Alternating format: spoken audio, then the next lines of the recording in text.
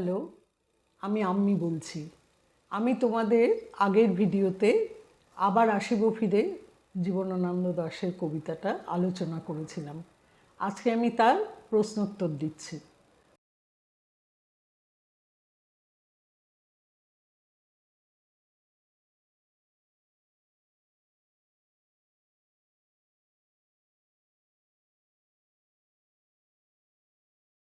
তো তোমরা খাতা পেন নিয়ে বসে পড়ো, প্রশ্নগুলো লেখো, তারপর আমার উত্তরগুলো শোনো, শুনে নিজেদের মতো করে তোমরা লিখে নিও। তাহলে আমি শুরু করছি। 1 নম্বর প্রশ্ন, আবার আসিব ফিরে ধানসিঁড়িটির তীরে এই বাংলায়, হয়তো মানুষ নয়, হয়তো বা শঙ্খচিল শালিখের বেশে। ক, আলোচ্য অংশটি কোন কবিতার অন্তর্গত? খ, বক্তাকে, বক্তার এরূপ ইচ্ছার কারণ কি? গ, কবি কিভাবে এই বাংলায় ফিরে আসতে চেয়েছেন? উত্তর ক, আলোচ্য অংশটি কবি জীবনানন্দ দাশের আবার আসিব ফিরে কবিতার অন্তর্গত। খ হচ্ছে বক্তা কে আর বক্তার এরূপ ইচ্ছের কারণ কি? বক্তা কবি জীবনানন্দ দাশ স্বয়ং। কবি বাংলাকে খুব ভালোবাসেন, বাংলার রূপ কবিকে মুগ্ধ করে, তাই তিনি বাংলার বুকে বারবার জন্ম নিতে চান। যদি মানুষ রূপে নাও ফিরে আসেন, তবুও যে কোনো রূপেই তিনি বাংলায় ফিরে আসতে চান তার মৃত্যুর পর। তিনি কখনোই বাংলার থেকে বিচ্ছিন্ন হতে চান না। গ, কবি কিভাবে এই বাংলায় ফিরে আসতে চেয়েছেন? জন্মান্তরবাদে বিশ্বাসী কবি, তিনি বিশ্বাস করেন পরের জন্মেও তিনি বাংলার বুকে জন্মগ্রহণ করবেন। তিনি নিজের জন্মভূমি বাংলার মাঠ ঘাট নদী নালা মানুষকে গভীরভাবে ভালোবাসেন। মৃত্যুর পরেও তিনি বাংলাকে ছেড়ে থাকতে চান না। তিনি যে কোনো রূপে বাংলায় ফিরে আসতে প্রস্তুত, হয়তো ভোরের কাক হয়ে, কুয়াশায় ভেসে, অথবা শঙ্খচিল শালিখের বেশে, অথবা হাঁস হয়ে তিনি ফিরে আসতে চান।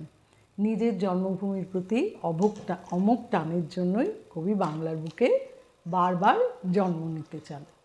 এটা হলো 1 নম্বর। এবার আসছি 2 নম্বর প্রশ্নে। হয়তো ভোরের কাক হয়ে কার্তিকের এই নবান্নের দেশে। ক, কার লেখা, কোন কবিতার অন্তর্গত? খ, বক্তাকে, তিনি কি বলতে চেয়েছেন? গ, আলোচ্য অংশে কবি কী ইচ্ছে প্রকাশ করেছেন? ক, কার লেখা কোন কবিতার অন্তর্গত? আলোচ্য অংশটি কবি জীবনানন্দ দাশের আবার আসিব ফিরে কবিতার অন্তর্গত। বক্তাকে, বক্তা কবি জীবনানন্দ দাশ। তিনি কি বলতে চেয়েছেন? কবি জন্মান্তরবাদে বিশ্বাস করেন, তিনি তার জন্মভূমি বাংলাকে ভালোবাসেন, তাই তিনি কখনোই বাংলাকে ছেড়ে থাকতে পারেন না। তার বিশ্বাস তিনি এই বাংলার বুকে মানুষ রূপে না ফিরলেও হয়তো ভোরের কাক হয়ে বা শঙ্খচিল শালিখের বেশে এই বাংলায় ফিরে আসবেন। আলোচ্য অংশে কবি কী ইচ্ছে প্রকাশ করেছেন? আলোচ্য অংশে কবি বাংলার বুকে পরজন্মেও ফিরে আসার আশা রেখেছেন। তিনি জানেন না তিনি কী রূপে পৃথিবীতে ফিরে আসবেন। মানুষ হয়েই যে ফিরে আসতে হবে তেমন বাসনা কবির নেই। তাই ভোরের কাক হয়ে কার্তিক মাসে নবান্ন উৎসবে তিনি থাকতে চান। কুয়াশায় ভেসে ভেসে এই বাংলার বুকেই আবার জন্মগ্রহণ করতে চান তিনি। জন্মভূমির প্রতি এই অমোঘ টানে কবিকে বাংলার বুকে ফিরে আসার স্বপ্ন দেখায়। এটা হলো 2 নম্বর। এবার আসছি 3 নম্বর প্রশ্ন। সারাদিন কেটে যাবে কলমির গন্ধ ভরা জলে ভেসে ভেসে। ক, কার লেখা এবং কোন কবিতার অন্তর্গত? খ, কী প্রসঙ্গে কবি কথা বলেছেন? গ, সারাদিন কেমন করে কেটে যাবে। ক, কার লেখা এবং কোন কবিতার অন্তর্গত? আলোচ্য অংশটি কবি জীবনানন্দ দাশের আবার আসিব ফিরে কবিতার অন্তর্গত।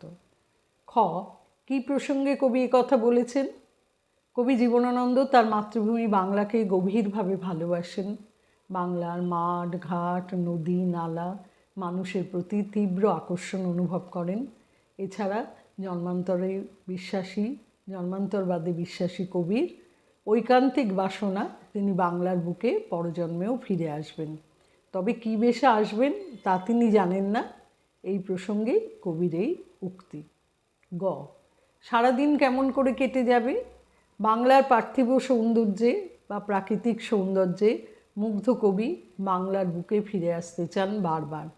তার বিশ্বাস তিনি যে কোনো রূপে জন্মগ্রহণ করবেন এই বাংলায়।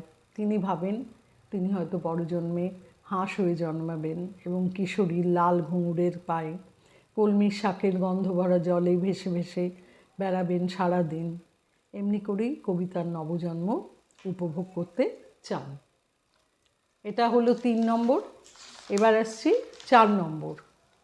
জলঙ্গির ঢেউয়ে ভেজা বাংলার এই সবুজ করুণ ডাঙায়। ক, কার লেখা এবং কোন কবিতার অন্তর্গত? খ, কী কারণে কবি এই কথা বলেছেন? গ হচ্ছে সবুজ করুণ ডাঙার অর্থ কী? ক, কার লেখা এবং কোন কবিতার অন্তর্গত? আলোচ্য অংশটি কবি জীবনানন্দ দাশের আবার আসিব ফিরে কবিতাটির অন্তর্গত। খ, কী কারণে কবি এই কথা বলেছেন? আলোচ্য অংশের বক্তা কবি জীবনানন্দ দাশ। তিনি বাংলার প্রেমে বিভোর, বাংলার আকাশ বাতাস প্রকৃতিকে ভালোবেসে তিনি তৃপ্ত। তাই কখনোই তিনি বাংলাকে ছেড়ে থাকতে চান না। যে কোনো রূপেও তিনি বাংলায় ফিরে আসতে চান। তার মৃত্যুর পরেও তিনি বাংলার সঙ্গে বিচ্ছিন্ন হতে চান না। গ, সবুজ করুণ ডাঙার অর্থ কী? সবুজ করুণ ডাঙার অর্থ হলো বাংলার মাঠ ঘাট প্রকৃতির সবুজ শোভা, নদী খেতে সবুজ প্রকৃতি, এইসব তিনি বুঝিয়েছেন। কবির বাংলার প্রতি গভীর ভালোবাসা তাকে যাতে মৃত্যুর পরেও বিচ্ছিন্ন করতে না পারে, তিনি তাই কার্তিক মাসে নবান্নের দেশে ফিরে আসার স্বপ্ন দেখেন। বাংলার নদী মাঠ ক্ষেতকে ভালোবেসে কবি ফিরে আসতে চান জলঙ্গি নদীর ঢেউয়ে ভেজা বাংলার সবুজ করুণ ডাঙায়। 5 নম্বর। এবার হয়তো দেখিবে চেয়ে সুদর্শন উড়িতেছে সন্ধ্যার বাতাসে।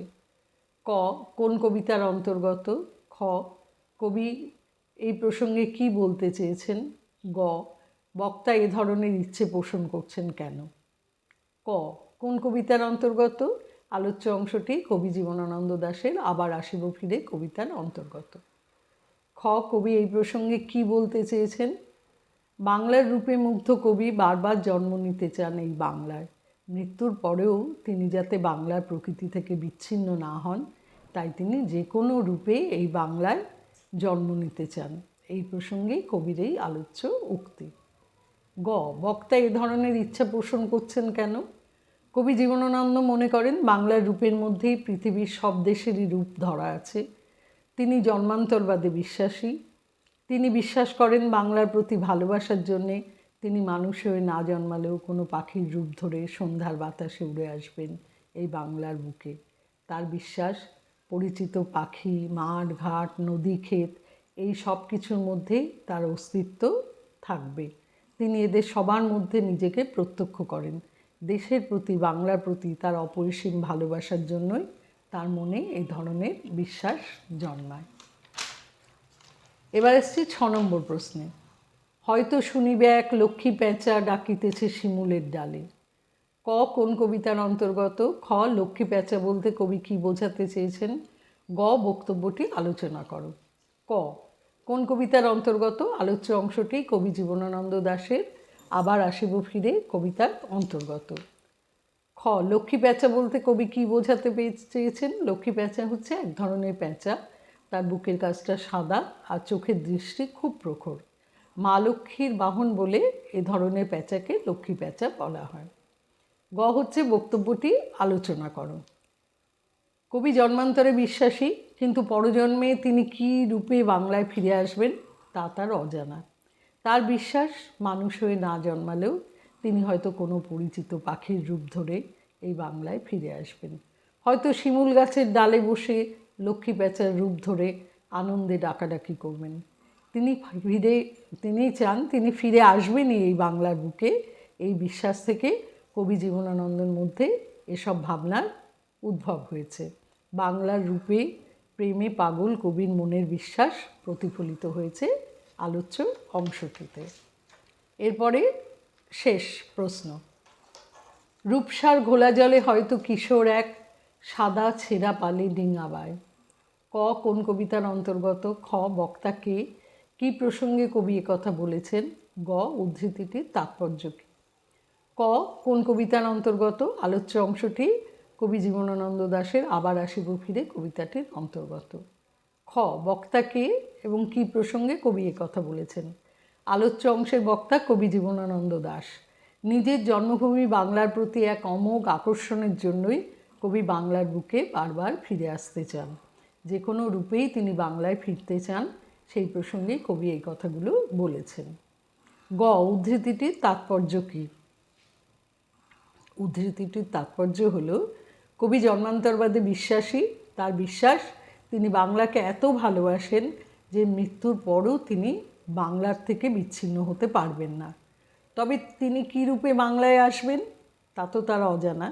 তাই তার বিশ্বাস, মানুষ না হয়ে জন্মালেও তিনি হয়তো কোনো পাখির রূপ ধরে সন্ধ্যার বাতাসে উড়ে বেড়াবেন, হয়তোবা কোনো লক্ষ্মী প্যাঁচার রূপ ধরে শিমুলের গাছে শিমুলের ডালে বসে ডাকাডাকি করবেন, নয়তো এক ছোট্ট শিশুর রূপ ধরে উঠোনের ঘাসে খইয়ের ধান ছড়াবেন, অথবা কোনো এক কিশোরের রূপ ধরে রূপসা নদীর ঘোলা জলে ছেঁড়া সাদা পাল মেলে ডিঙি নৌকো বেয়ে বেড়াবেন।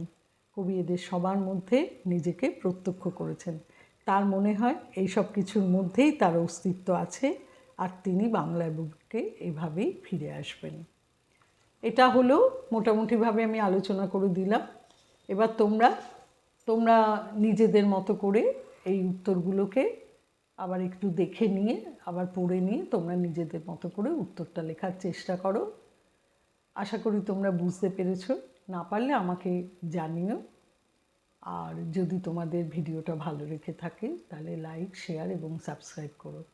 আজ এই পর্যন্ত। ভালো থেকো তোমরা।